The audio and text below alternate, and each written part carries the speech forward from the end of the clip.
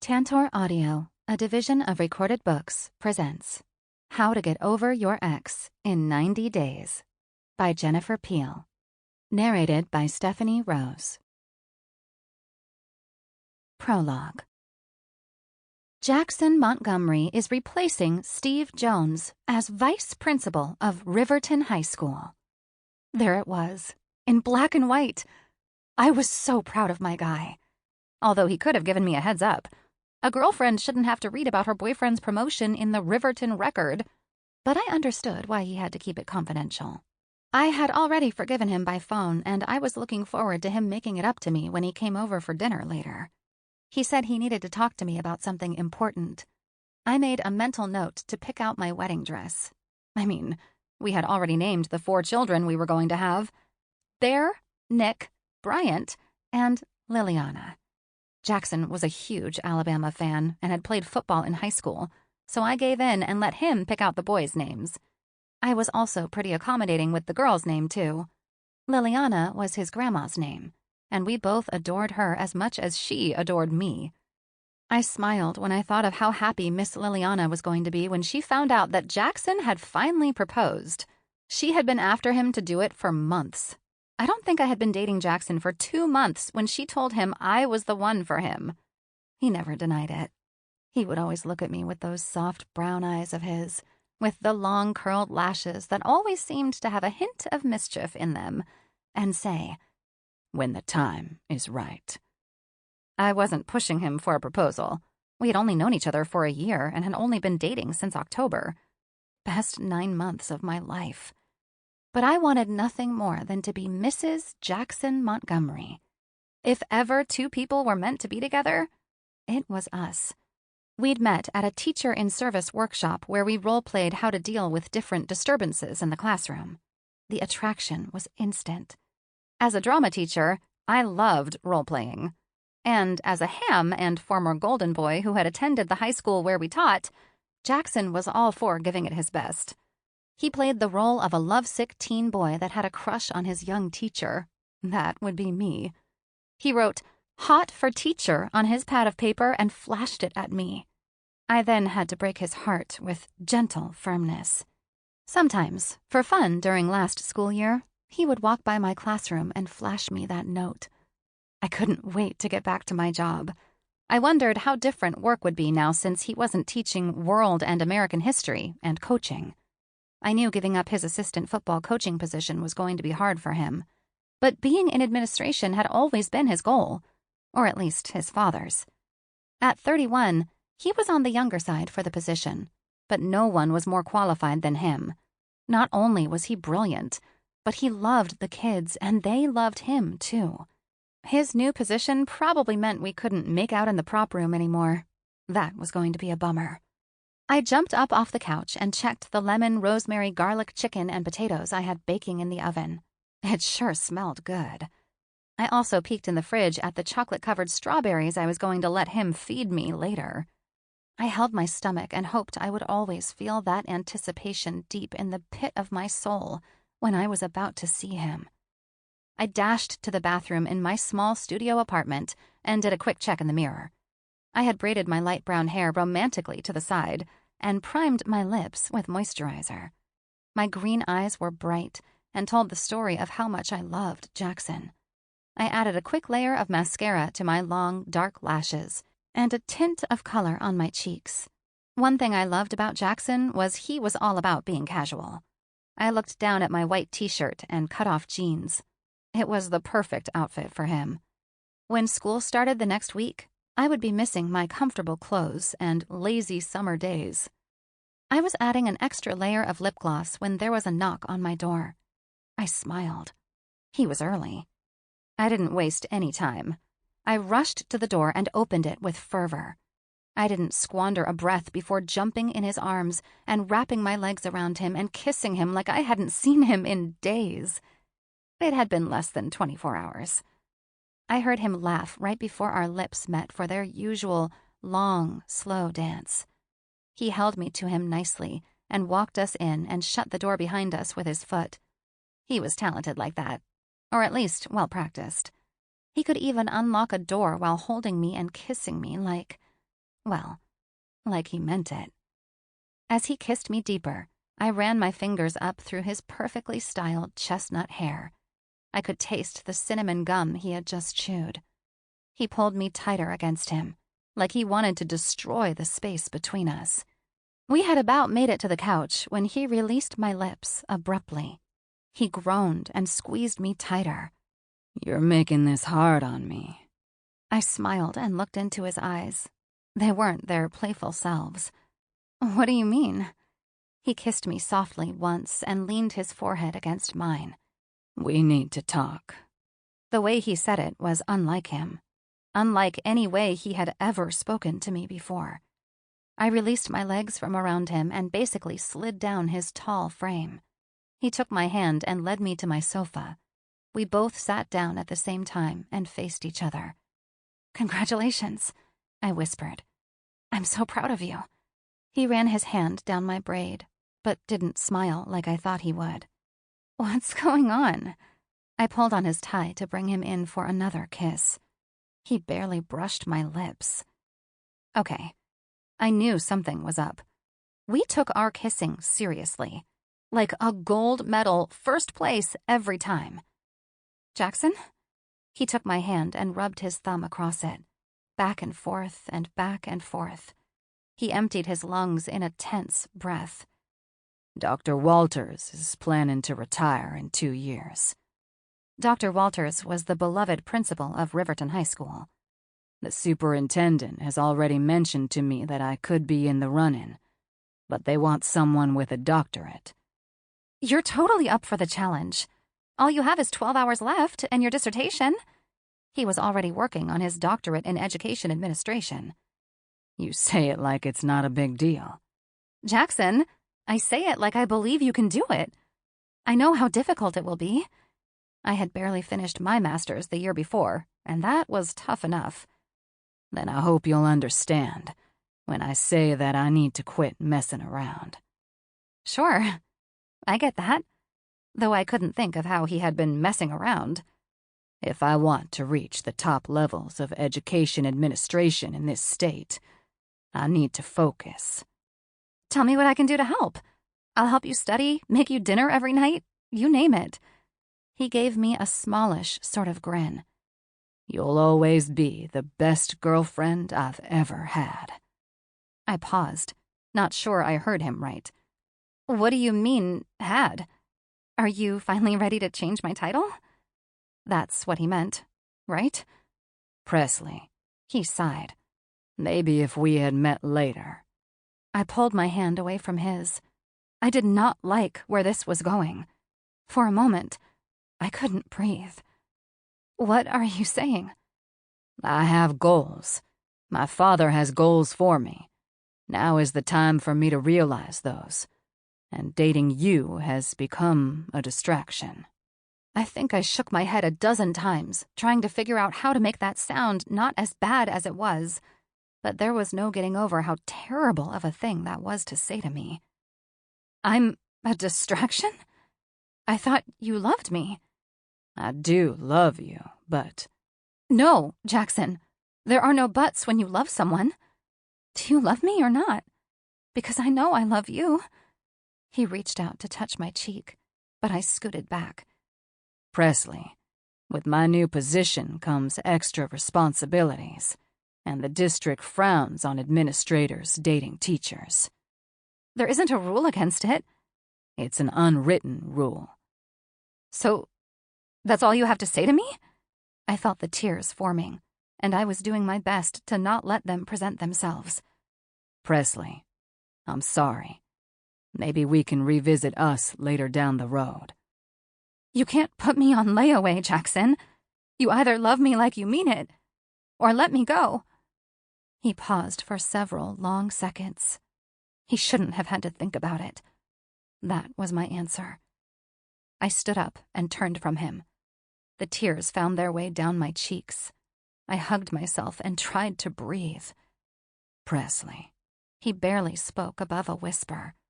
"I don't want it to be uncomfortable between us when school starts up. We can still be friends, right?" I couldn't look at him. He sounded like he was a high school student. No, Jackson. I can't be friends with you. He stood. I'm sorry to hear that. And I'm sorry I hurt you. I know you won't believe it, but this hurts me too. I didn't come to this decision lightly. You're right, I choked out. I don't believe you. He barely skimmed my cheek with his lips as he walked by and out the door. I stood there, completely stunned. How did that happen? I felt used and like I had entered an alternate reality. I snapped out of it momentarily when the kitchen timer went off, letting me know his celebratory dinner was done. That's when I lost it. I turned off the oven in between racking sobs, grabbed my purse and keys, and headed straight for Capri's house. I called Jackson every name in the book, and I'm not talking about the good book, in my head on the way over to my best friend and fellow teacher's house. I was blaming her, too. If it hadn't been for her, I would have never moved here. I could have stayed in Colorado and taught school in Littleton where my parents lived. But no, I wanted adventure. Well, if you call living in Riverton, Alabama an adventure. It had kind of felt like it. But that was all over now. How could he just walk away from us? The night before, he'd acted like he didn't want to leave, and he must have told me he loved me a dozen times. Considering what just happened, that made more sense. I'm sure his dad, or like everyone down here called the male parental figure, Daddy, had something to do with it. They had been spending a lot of time together the past few weeks, and Jackson seemed anxious. His dad was always on Jackson about making something out of his life, and I knew Jackson's dad didn't like me. I was too middle class for him and didn't come with the right pedigree. My parents, Bobby and Jan Benson, were blue-collar all the way and the best people I knew. My dad was an auto mechanic, and my mom was a homemaker. They raised 5 healthy, mostly well-adjusted girls. I was lucky enough to be the baby of the family. His dad lived up on his high horse all alone, where all the other wealthy people in Riverton lived, in the coves that sat above the city. The people who lived here called it their mountain. I laughed when Capri told me that. Colorado had mountains. Alabama had hills. Baby hills. Daniel Montgomery II was a piece of work. He was the CEO for some huge high-tech firm in the area. 1,000 aerospace companies surrounded us, with NASA and Marshall Flight Center nearby. His dad ran one that had developed some type of material that was used on space flights to prevent lighting damage. I didn't really understand it. All I knew was he'd made a fortune and a name for himself.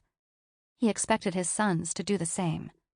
Daniel Montgomery III, Jackson's older brother, was already well on his way. He was a newly elected judge in the Alabama appellate courts. Mr. Montgomery, like he expected me to call him, was disappointed his son chose to be an educator. He felt like it was beneath him. I felt like being a teacher was a higher calling. He relented and let Jackson pursue his dream, but only with the promise that he would reach the highest level. How Miss Liliana had raised such a son, I would never know. I knew she loved Mr. Montgomery, but I could tell that for all his success, it disappointed her that her son hadn't turned out to be a better human being. I guess it didn't matter now.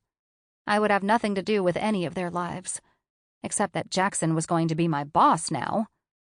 I knew in his new role he would evaluate me, and I would have to get his approval for after-school rehearsals and even the plays I could choose. How was this happening? If only I hadn't signed my contract for the year. The tears and the speed of my VW Beetle increased as I zoomed to Capri and David's place. I had thought I would join the newlyweds in wedded bliss soon. Yesterday, I'd told Capri I thought Jackson was going to be popping the question tonight. I wanted to crawl into a hole and die. I pulled in front of the cute, one-story brick home in an older, well-kept part of Riverton. Capri was so thrilled when they purchased the little fixer-upper and moved in last month. Jackson and I had helped them. Everything in this stupid town reminded me of him. I ran to their front door and pounded on it. Capri took her time opening it. There she stood in her smock, covered in paint. I'm sure she was working on her next masterpiece. Could she look any cuter, splattered in paint with her short, blonde, bobbed hair and bright blue eyes? She'd looked the same since we'd met in our freshman year of college 8 years ago. At 18, we thought we were on top of the world. Now I felt like I was in the pit of despair. She tilted her head. "Honey, what's wrong?" I fell into her arms, not worrying that I was staining my white cotton tee. We stood there embracing while the only thing that came out of me were sobs and more sobs. I noticed David come around the corner, look at the scene, and hightail it out of there. When the sobbing was under control, Capri led me to her colorful kitchen table she had hand-painted with gorgeous sunflowers. We sat down and she handed me a box of tissues. I was probably going to need the whole thing and then some. I had never felt pain like this. I physically ached from it. She took up my free, non-tissue holding hand. "So tell me, what's wrong? I've never seen you like this." And we had been roommates long enough to go through some breakups, but I had never been in love like this before. I thought he was the one. "Jackson," I shuddered. "He broke up with me. He told me I was a distraction, and he was wasting his time messing around with me." Her eyes widened. "He did not." I nodded. "I can't believe it." "I can't believe it either, but it's true. We're over, and I didn't even get a say in it." "He's a man slut." I had to laugh a little. We hadn't used that phrase since junior year. I guess it was better than the ovaries before broveries saying we used. All joking aside, "Capri, what am I going to do? I love him. I pictured myself married to him and having his children." Her face lit up in one of those aha moments she always got. She jumped up and went to the tiny built-in desk in her kitchen and retrieved her laptop. She brought it back and pulled up an article she had bookmarked. "I knew this would come in handy someday." She turned the screen toward me. The headline read, "How to Get Over Your Ex in 90 Days, the Healthy Way." "Why did you bookmark this? You've only been married for 2 months." "I told you. I had this feeling. Now aren't you glad I did?" I shrugged. I usually never put much stock into her online reading habits. She was always reading about weird polls and articles about sex and love. I mostly used to laugh at them because most were absurd, like 10 things to make your man insanely jealous. Who comes up with that crap? Through my tear-filled eyes, I read the article. "You probably feel like you've been hit by a truck." I nodded. That's exactly how I felt. The next part, though, was bad news for me. It suggested I break off all contact for 90 days. The article said our bodies craved that person on a chemical level, and seeing them would only fuel that desire. How can I stay away from him? We work together. I turned to Capri for guidance. We'll figure something out. I'll try to run interference at school. I didn't know how well that would work. The drama department and theater were on the same floor as the art department, but they were on opposite ends of the school. What if I petitioned to get out of my contract? Her face dropped. Presley, you can't leave now. You're doing such great things with the drama department. I thought you wanted to enter the kids into the one-act play competition this year. I did. I do. But how can I work with Jackson? They could take away your teaching credentials for a year for breaking your contract, she reminded me. I sighed. I do like eating and paying my bills. Don't let him take this away from you. The kids love you, and you love them. I rubbed my face with my hands. Okay, what else does this article say? Stay off social media, especially Facebook and Instagram. Good idea. I didn't need to see him living it up while I was dying inside. I can do that. What else? Keep a daily journal, marking your progress, and venting out your frustrations. Okay, I already kept a journal. Try to remember the things you liked to do when you were single and revisit those activities. In theory, that sounded good, but Jackson made everything I liked to do as a single girl better. Capri read on. Be careful about rebounds. think carefully about starting any new romantic attachments.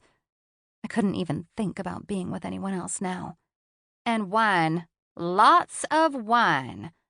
I took the laptop back from her. Does it really say that? No, she laughed. But it couldn't hurt, right? I think it says here that it can. She waved her hand around. Fine, no wine. It suggests, though, that you be mindful of anxiety and feelings of hopelessness. You need to remind yourself that your mind takes 90 days before it can switch gears and you can picture your life in a different direction. 90 days, huh? They make it sound so easy. I cried. Oh, honey, I don't think this will be easy. Right now, I can't picture my life without him in it. What happened? I don't know, she growled. Sounds like he lost his damn mind. I mean, bless his heart. I love it when you swear in your southern accent. She took my hands. You can do this. By October 24th, you'll have forgotten that Jackson Montgomery ever existed. 90 days? 90 days. She grinned. Day 1. Tuesday, July 27th. I felt like I was dying. The truck not only ran over me, but it backed up for good measure and crushed me over and over and over again. I barely slept, and when I woke up, I immediately reached for my phone. Jackson always texted me, "Good morning, beautiful." All there was this morning was an empty screen. I sat up, rubbed my swollen red eyes, and remembered what the article advised. I needed to erase Jackson from my life. That meant deleting him from my contacts, which meant erasing every text and voicemail he had ever sent me or left me. I tortured myself and read through the last few texts. Have I told you lately how much I love you? I'm such a lucky guy. Are you up? I can't stop thinking about you. I loved our late-night calls after he would drop me off. What happened? How could he walk away? I selected every text, and my thumb hovered over the delete button for more than a moment. I reminded myself he'd called me a distraction. In an instant, it wiped away 9 months of happiness. I forced myself not to listen to any of his voice messages before I deleted those, too. Finally, I deleted him completely as a contact and blocked his number. Not that he would ever use it again, but I wanted this hurt to go away, so I added that step as a precaution. I was going to do as the article said. 90 days from now, he was going to be a distant memory, a stepping stone to greater happiness, a blip on my radar. I didn't know how that would be possible when my heart was still telling me he was the one, but the ache inside was telling me I had to try. Next up, social media. I pulled out the tablet my parents had given me as a graduation gift when I'd received my master's degree. My older sisters had all cried foul. Perks of being the baby. I felt like an infant now. I wanted someone to wrap me up in a blanket and hold me until the pain went away. A vision of Jackson holding me in the back of his truck, wrapped up in the comforter he had torn off his bed, popped into my mind. This had to stop. I couldn't remember those nights stargazing while we planned our future. A future where we were together. Facebook. I needed to get on Facebook, I reminded myself. I knew I was supposed to stay away from it, and I had planned to, but I had to get on it and turn off all the Facebook notifications my phone kept sending me. Just a few days ago, I had posted a picture of Jackson and me taking a tour of Cathedral Caverns, this amazing cave not too far away. The tour guides had taken us all the way to the back of the cave and turned off all the lights. I couldn't even see my hand in front of my face. We used the time, too. Well, I shouldn't be thinking about it. What happened between then and now? Does 96 hours really make that big of a difference? He had to have been thinking about it even during our date. Did I do something to tip the scales? No. You know what? This was him. all about him. And that was the problem. I opened my Facebook account. There are few things I have regretted more in life.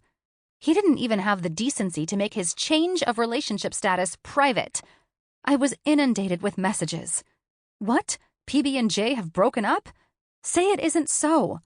Are you dying? Yes, I was dying. I was stupid, and I went against the rules by clicking on his profile. Why, oh, why did I? His wall was filled with old girlfriends, happy at the news, and buddies willing to take him out and show him a good time. There were many congratulations for his job promotion as well, but the one post that struck me the most, and maybe brought me some pleasure, was his grandmother's. I loved Miss Liliana. The fact that she was 80 and on Facebook only made her more endearing. Jackson Duff Montgomery, you better get yourself over to my place and explain yourself. Do you have rocks for brains? I'm cutting you out of my will. That was always her joke whenever he did anything to her displeasure. Her post to me, baby doll, don't you worry. Nana is going to take care of everything. There are going to be wedding bells, or there will be hell to pay. If only she could help. But Jackson would never go against his dad. With that thought, I unfriended him, deleted my PB&J photo album, curled into a ball, and went back to bed.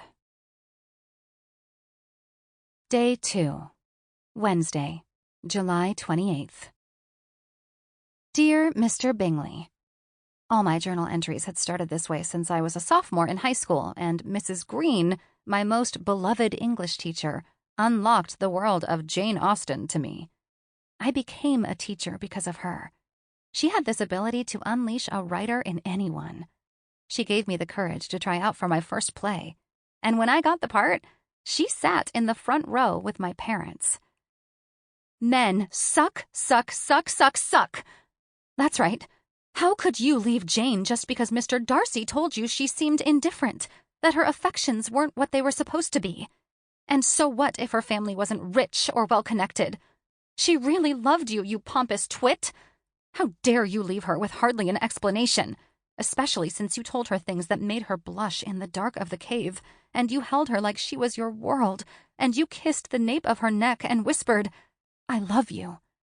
I mean, since you danced with her all night at the ball and made her feel like she was important and your intentions were real. Really, how could you? I hate your guts. Presley. That was probably enough journal writing for now. This was my last day of summer vacation. Tomorrow, in-service began, and in 8 days, school started. I didn't know how I could face it. How could I face him? My parents were no help. They said I had made a commitment, and I had to follow through. As much as they liked Jackson, they had warned me about the complications dating a coworker could cause.